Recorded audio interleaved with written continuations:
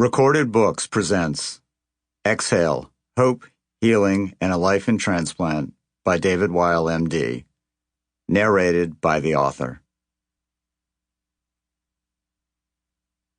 To my daughters, Ava and Hannah, and my wife, Jackie, 3 people I want most to be proud of me. To my mother, Kathy, who taught me about the magic of books, a special gift she has given me that is only surpassed by her unconditional love. And finally, to my father Hans, who inspired me to believe in myself no matter the circumstances, and to stand up for what I thought was right, all the time, no matter what. Author's Note.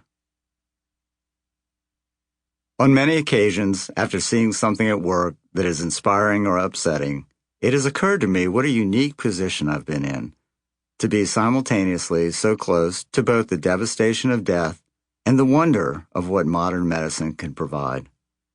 In the pages that follow, I have tried to give readers a window into that dichotomous experience, to give sight to the daily miracles in our midst. But here's my bottom line, for those that like to read the ending of a book first. Transplant is a miracle, but is, at its essence, a human endeavor, performed by people with strengths and weaknesses, powerful attributes, and profound flaws. And I am one of those people. Patients come to see us expecting consistency and predictability. They expect that we will save their lives.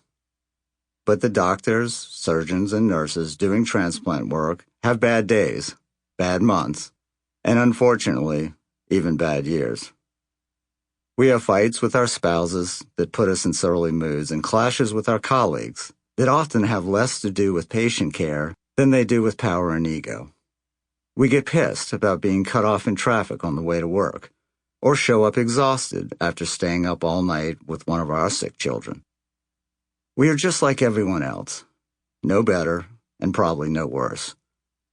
My mistake at times was to believe it when patients would tell me that I was brilliant, a miracle worker, and even worse, a god.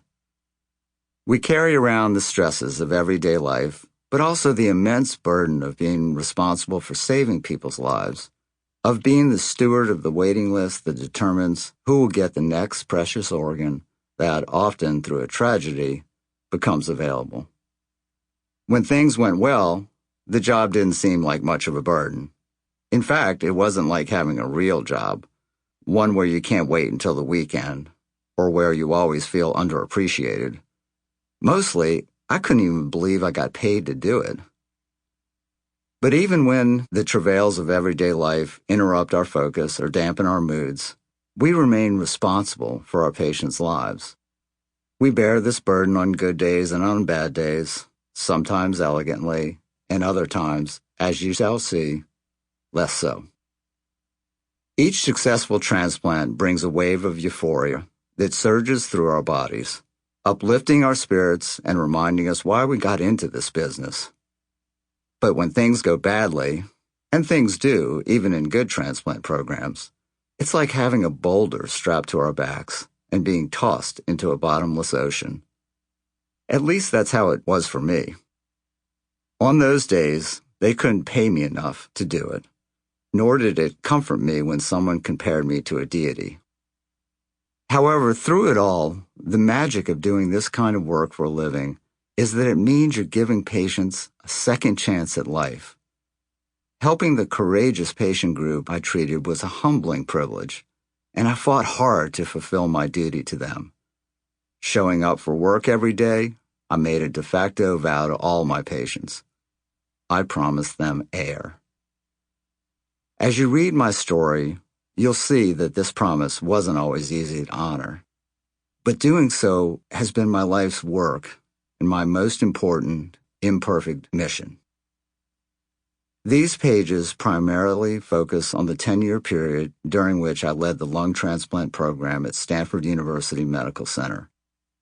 But even before coming to Stanford, when I did transplant work at other hospitals, I saw my colleagues and myself at our best and our worst, both brilliant and imperfect. This book is my story, one of waiting. Sample complete. Ready to continue?